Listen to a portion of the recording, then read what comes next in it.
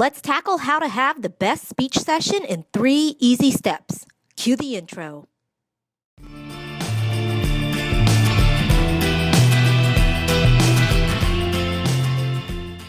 Hey, today we are going to talk about the top 3 tips that you can do to have the best speech therapy session. Okay, so we know that we should use evidence-based practices. Got it. I am not going to talk about that today at all. Instead, I want to share with you something that has nothing to do with the therapy part. We're going to talk about how to set up the stage for the best speech therapy session. All right, here we go.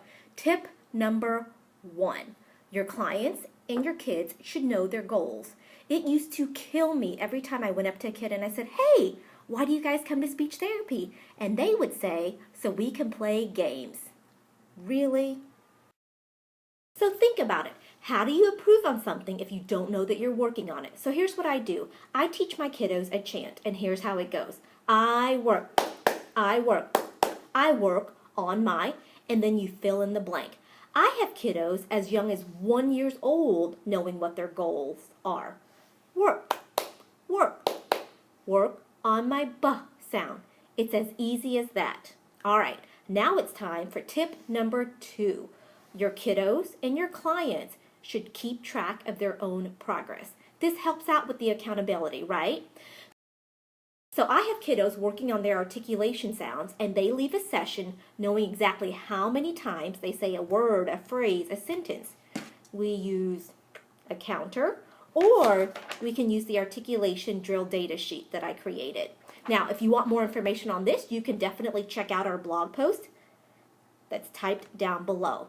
And also know that you can do this with kiddos working on their language skills. Here's a picture of 2 students working on social pragmatic skills for my social skills group. They kept track of how many comments and how many questions they asked during the session. And you know what? By the end of the session, they were so proud of themselves. And this is awesome. All right, here is tip number 3. And sometimes I really think this is the most important tip.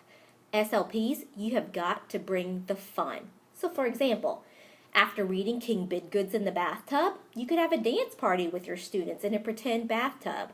You can make up a rap for story grammar components, or you can check out ours. You can do high fives while working on your speech sounds. You can bring in costumes to act out a book that you've recently read. So for example, after reading Sam and the Lucky Money, I brought in costumes, and my students dressed up as if they were a part of the Lunar New Year festivities. Check out this picture. So SLPs, bring the fun, and I promise the progress will surely follow.